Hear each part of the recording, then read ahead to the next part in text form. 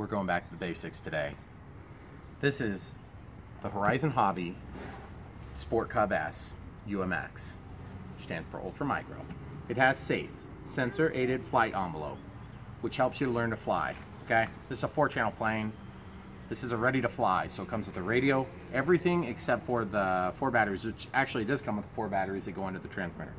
So we're going to show you from start to finish how you set this up. Of course, if you have a radio system like I do, you can use this radio system, but I'm going to show you how to use the ready to fly one. This is a DX18. You're not going to start with this unless you have lots of extra money sitting around. This comes with what they call the Batman remote. Okay, comes with a little charger. You have to have a USB adapter there. It comes with the Chinese batteries, and then the 1S battery, which in this case is 150 milliamp hour. So you can use 180 or 200 or whatever, and you'll be fine. So basically, the way this works, and this is why I love Horizon Hobby. Okay, you open it up, you take the tape off. This thing pops around. You pick it up.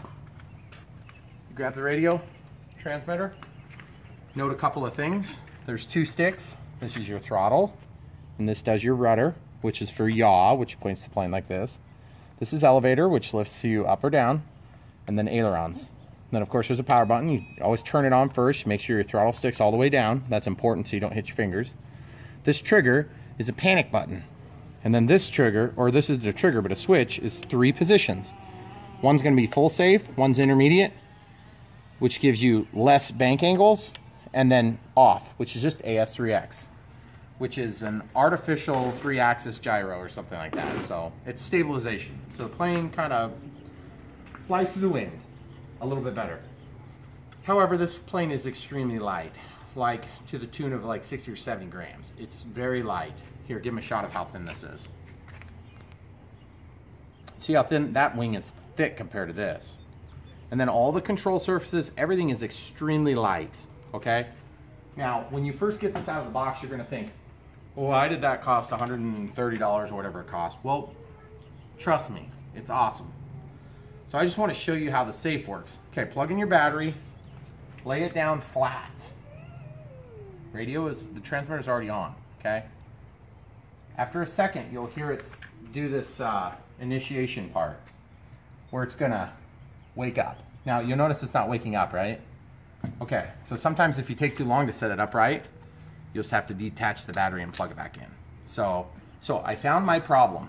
The landing gear come out very easy.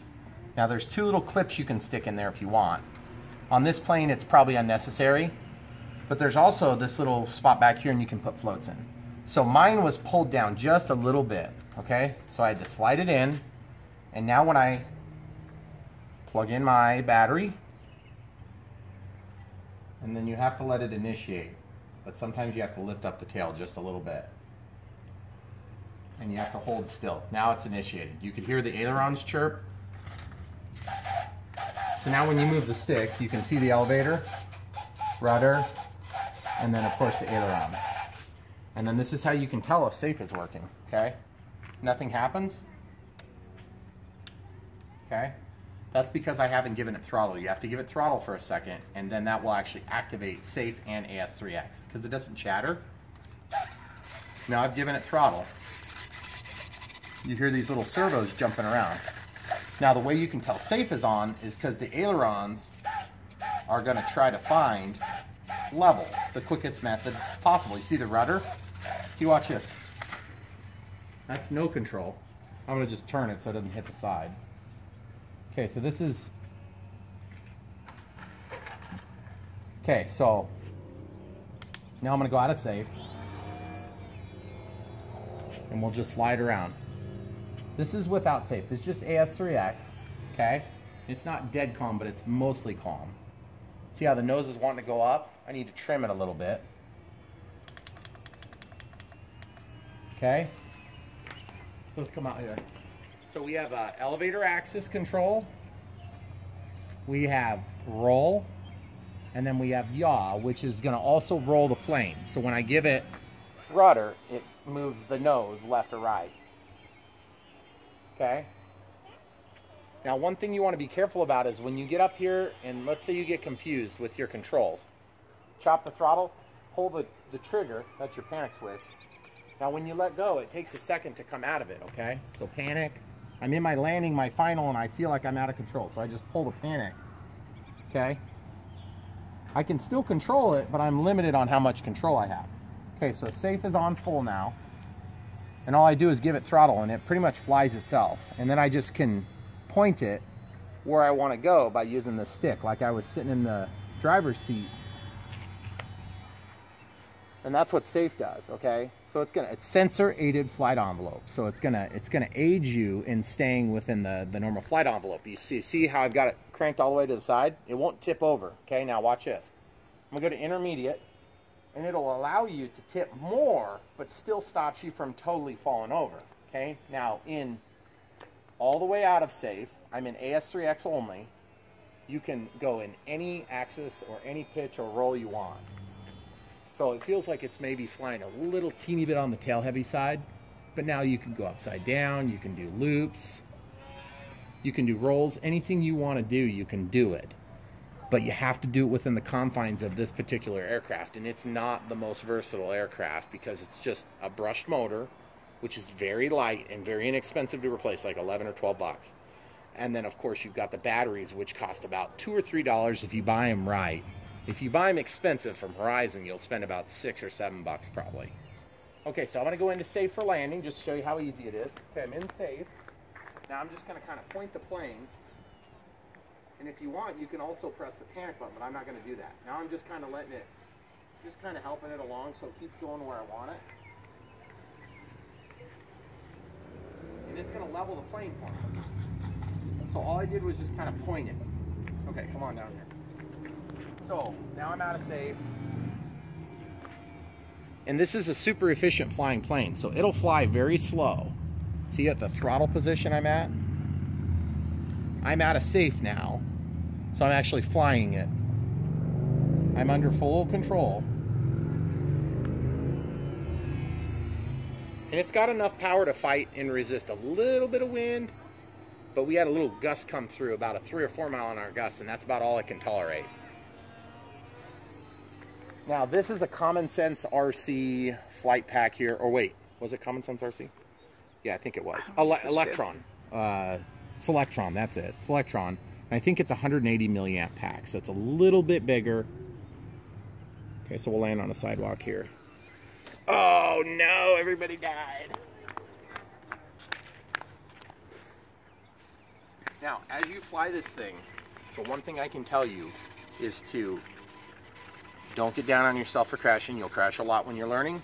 2, this stuff is very thin and very easy to break. When it does break, don't use a lot of tape. Use as little as you can and still get the job done.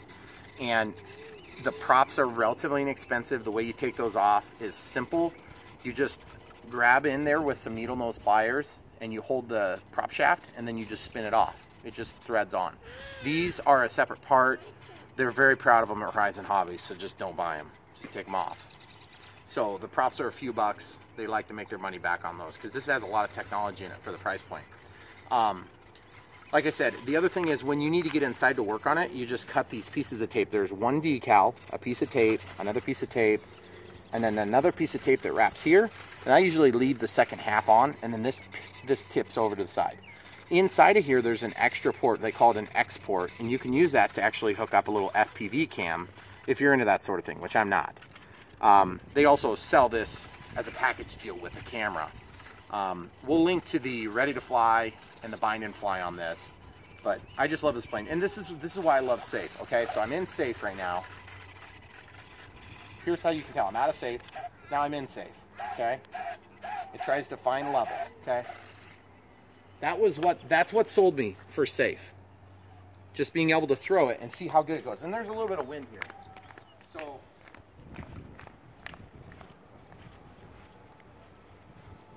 learning to fly, you want the plane to be able to come back to level because you'll find out really quick. You'll think, that's easy. And you'll get up in the air and you'll have a panic attack. Like every other person that's ever flown a radio-controlled airplane, you're not any different than them. Believe me. Just like me, just like everybody I know that's flown, the first time is very scary. So if you have something like this, especially with a low investment, it's inexpensive. You can get 5 or 6 batteries for less than 20 bucks. and then you can just charge them all at once. You go out and fly for about an hour. And that's not an exaggeration, but it does need to be very calm with this plane. So you get yourself into a timber. It's got safe select, so you don't have the intermediate setting. But here's one bit of advice between you and me. Don't use the intermediate setting. It's a waste of your time. Just use full safe or use regular AS3X. The intermediate is just going to allow you to crash faster. So one more safe flight here. I mean, even my wife could probably fly this. You want to try? Not on camera. Oh, come on. So this is with safe, and it's just, we got a little bit of breeze. So right now we're flying with the wind. Now we're flying into the wind. And I'm going to do just a tiny trim adjustment down, but really you want to do your trimming with safe off. So fly over the slight pole, we'll come out of safe, then we'll bring it around. What a beauty. What a little cool plane. So guys, when you're ready to learn to fly, and you've been watching me fly these, you know, airliners and everything, and you're like, man, I can never fly that. Well, you're wrong. You can, and you should be doing it. There's my low voltage warning, guys. Okay, so listen. Under load, it's going to cut off the throttle. That's what it sounds like. Okay? Now, I went up into a nose-up attitude like that, which just means I was going to basically make it hard for the motor to run. I'm going to put a lot of electrical load on it. Now that we've recovered, we have a little more power to deal with. Okay? So I'm just going to land it here at our feet. Okay, so that was probably longer than it had to be. But, you know, I don't want to set any precedent that I'm not going to do that like every other video I have. Couple tips. When you fly this with the floats are very heavy. If you break them, they're pretty much done. They're going to be too heavy if you put any glue on them. This thing will fly with floats, and it's very fun. And actually, as you're learning, if I recall, it really makes it heavy on the bottom, so it's super easy to fly. But that being said, they're quite heavy, and it just doesn't have a lot of power, so you may have to hand launch it. And to break the surface tension on the pontoons is next to impossible. It's hard for some of the UMX with the brushless motors, like the Timber and the J3 Cub and so on and so forth. So anyway, that's it, guys. Go get yourself one. Check the description below. There's links to a bunch of different planes. This one should be toward the bottom of the list, and you can get your very own shipped to your house for, I mean, well less than 200 bucks, and it is a super fun plane. And I guarantee you, if you fly this thing as much as I did, I went through how many motors? Like 10? A lot. I went through like 10 brushed motors. I was flying it so much that I had to replace the motor. Like on the 10th time, I said, nah, I'm done with this, and I upgraded it to a brushless motor, which was a fiasco in and of itself because I had to take a Habu mainboard, a Habu 180 UMX, and the mainboard went vertical and it didn't have the 2 servos. So that's a whole nother story for another day.